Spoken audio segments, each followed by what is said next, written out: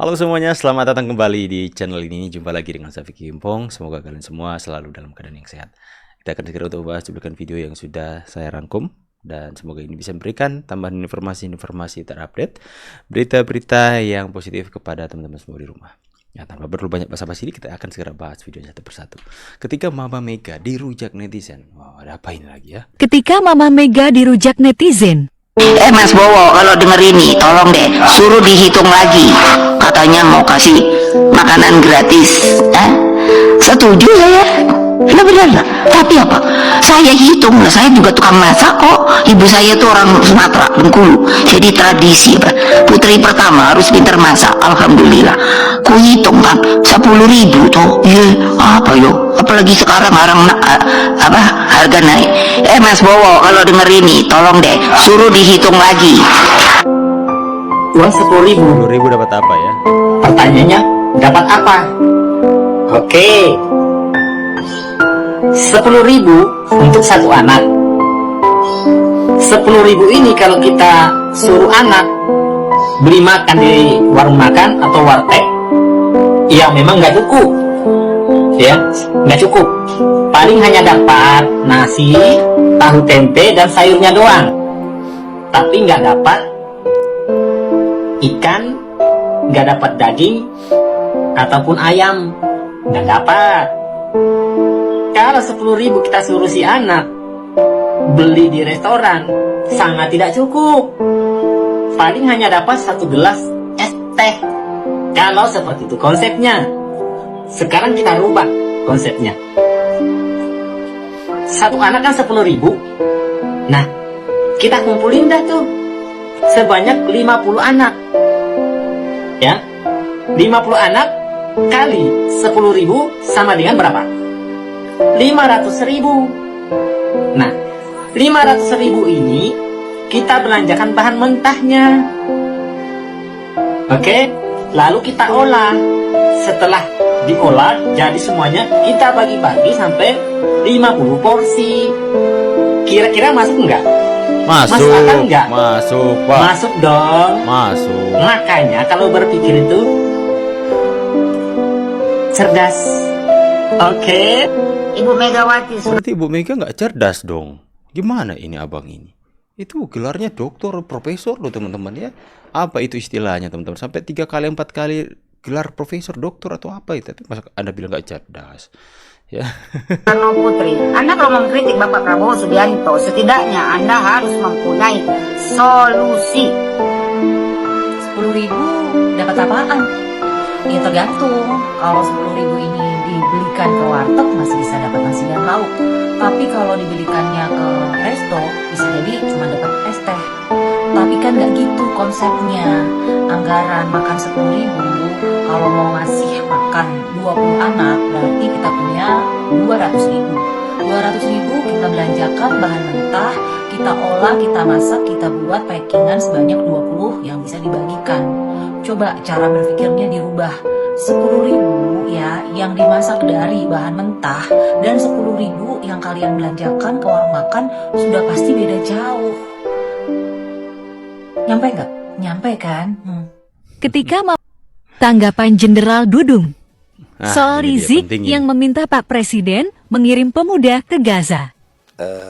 Jangankan rakyat yang diberangkatkan ke Palestina, tentara saja yang diberangkatkan ke Palestina itu tidak semudah itu.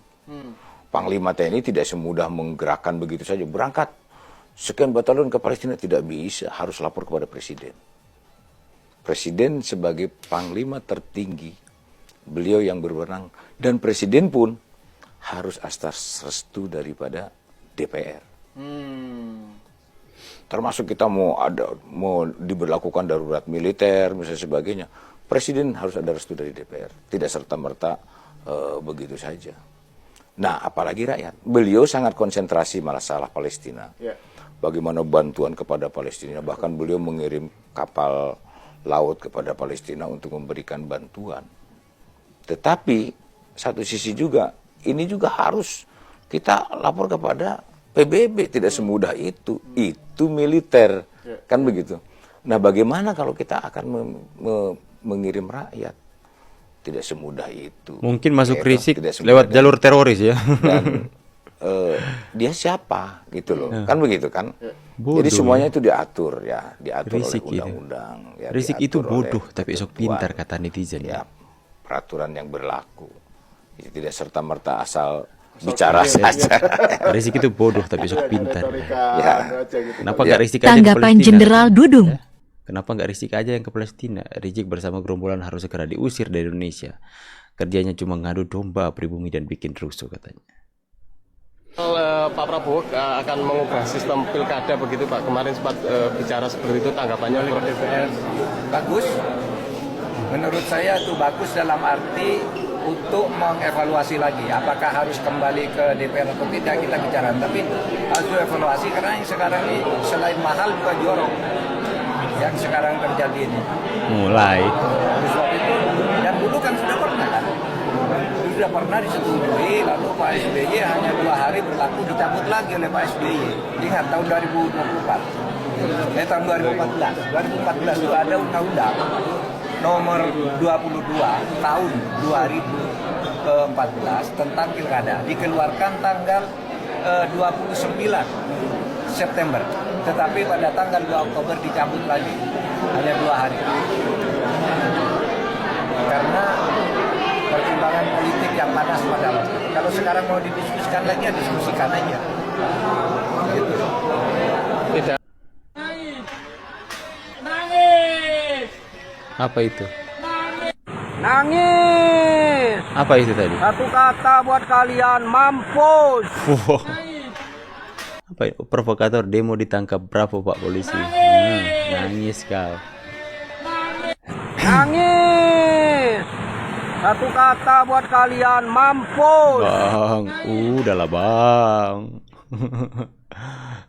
Kenapa dia terus bang? Udahlah bang. Kata-kata lucu hari ini, koruptor kok dibela. Siapa tuh kak? Aduh, setiap ada penangkapan kasus korupsi yang berasal dari lawan politik 02 saat Pilpres kemarin, Siapa tuh, Kak? dibilangnya politisasi, dibilangnya tebang pilih. Sepakat ya, yang namanya hukum itu tidak boleh tebang pilih. Siapapun yang bersalah harus ditangkap dan dihukum. Gue mau sekedar mengingatkan aja ya, barangkali ini kalian semua lupa gitu ya. Kemarin tuh ada loh ditangkap ketua relawannya Prabowo Gibran ya, karena kasus tambang ilegal. Terus yang paling menghebohkan jagat raya Indonesia ini gitu ya, kasus korupsi timah yang menyebabkan kerugian negara 271 triliun. Kalian apa bilangnya? Widih, ini nih isinya pendukung-pendukung 02 tuh, para koruptor-koruptor. Sampai ada yang ngebagi tuh 271 triliun tuh kalau dibagi ke seluruh rakyat Indonesia, satu orangnya dapat sekian. Kalian salahkan pendukung 02, kalian caci maki, kalian wah kulitin dan segala macam. Kebiasaan kalian itu ya, kalian kebiasaan standar ganda. Ketika yang korupsi itu berasal dari kubu kalian bilang politisasi. Tapi kalau yang korupsi dari pendukung 02, kalian caci maki. Nah itulah mereka. Gue siap, pengen lihat aja gitu ya. Besok-besok nih ya, besok-besok kalau ada pejabat atau menteri yang saat ini menjabat terus ditangkap gitu ya karena kasus korupsi. Kalian mau komen apa? Kata-kata lucu hari ini. Wartawan, ikut merdeka, kalau ndak keluar. Wih ngeri. Tidak ambil itu dulu, tutup dulu itu. Jahat. Siapa yang tidak mengatakan merdeka, out.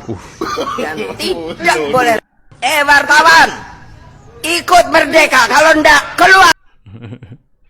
Bikin takut ya. Aduh. Menurut masyarakat nih ya, kalau kita lihat Partai Banteng Merah ini kan sangat arogan, ya kan, suka memfitnah, terus banyak kadernya juga yang korupsi, ya kan, suka marah-marah. Tadi dan itu banyak juga marah-marah. kadernya yang jadi bupati, dewan juga nggak bisa kerja gitu loh. Kita lihat kayak di Jawa Tengah kan, 10 tahun kadernya. Bagaimana Mas sebagai orang Jawa Tengah, saya pikir lebih mengetahui lah, dan itu juga saya juga sering ke Jawa Tengah, bagaimana kondisi segala macam infrastruktur, perekonomian, ya kan, terus sosial budayanya lah menurut saya. Pendapatan terbelakang pendapatan upah warganya ya. Apa itu kan juga paling termasuk yang rendah ya. UMP provinsi salah satu terendah di Indonesia ya. Jadi saya bilang tadi bagi Pak Jokowi itu adalah suatu kebahagiaan pemecatan itu, suatu anugerah. Bagi Partai Banteng, Partai Merah, ini bisa jadi besok akan sangat menyakitkan nih Mas. Ini di ambang-ambang kehancuran juga ini, ya kan? Kita lihat gini, mereka kan terlalu mengunderestimate, terus kita lihat mboknya Partai Merah kan ngomong Pak Jokowi tanpa siapa-siapa, tanpa Partai Merah ya kan, bukan siapa-siapa. Kasian deh, gitu kan. Deh. Dan mereka juga waktu kemarin Mas, waktu mendukung Ganjar, mereka itu kita akan menangkan Ganjar dalam satu putaran. Saya bilang tadi, ya kan, kekalahan ini nggak bisa, susah sembuhnya Mas. Makanya sakit hati mulu kan, ngomel-ngomel mulu, fitnah mulu, ya kan. Nah, jadi Pak Jokowi saya pikir beliau udah terbebas dari sebutan petugas partai, Mas. Ya kan, ini kan kalau bagi mereka yang memang di dalam ya, mereka kan menghamba kepada yang pemilik partai, tuannya. Kalau nggak dipecat. Kayak yang ingat nggak, yang anaknya Ramawati tiba-tiba. Oh iya betul. Jadi dewan, Romi, yang kemudian sampai ini kan kalau mereka menuduh orang dinasti, ya ini dinasti sesungguhnya, gitu loh. Yang Artedia Dahlan terus sama satu lagi siapa ya, Sumiati atau siapa? Yang di atasnya mundur lagi, lah, ya kan? Betul. Nah ini kan dinasti benar-benar gitu loh, ya kan? Yang ya mereka nggak bisa apa-apa Mas, digituin, dilencerin gitu. Terus saya bilang tadi ada teman saya datang mengadu ke saya loh, ke Solmed loh, bukan mengadu ke PDIP. Itu Eni Anggrek, ketua DPRD Alor, dizolimi oleh partai lain dan juga partainya gitu loh, mengadunya ke kita gitu loh. Saya bantu dia, ya kan. Jadi benar-benar ini Pak Jokowi ya, kalau dia bilang beliau ini nikmat apa lagi yang kau dustakan. Karena satu, ya kan, dengan dia terbebas, ya kan, dia menjadi bapak di antara semua partai, ya saya berharap beliau tetap menjadi seorang negarawan, ya kan. Anaknya sekarang jadi wapres. Terus mantunya gubernur Sumatera Utara. Sahabat baiknya, ya kan, soulmate-nya beliau, Pak Prabowo, jadi presiden. Ya, orang-orang yang dekat dengan Jokowi itu pasti kecipratan itu berkatnya. Kecipratan hokinya namanya Pak Jokowi ya. Makanya orang dekat-dekat dengan Pak Jokowi itu seperti Pak Pramono. Jangan kalian kira Pak Pramono itu petugas partai yang benar-benar tunduk dan taat. Tapi dia dalam kesempatan Metro TV dia mengatakan memang 100% diberikan keputusan untuk dia maju adalah dari ketua partai Megawati. Tapi restunya secara profesional dia bilang kepada Pak Jokowi sampai 3 kali. Orang yang dekat dengan Pak Jokowi itu kecipratan hokinya teman-teman. Itulah orang baik itu akan membawa dampak yang positif. Impartasinya dari Pak Jokowi itu benar-benar hal yang positif. Berkah deh dekat-dekat dengan Pak Jokowi. Bagaimana dengan kalian teman-teman ya? Tulis pendapat dan tanggapan kalian di kolom komentar. Saya pamit dulu, see you in next video and God bless. Bye guys.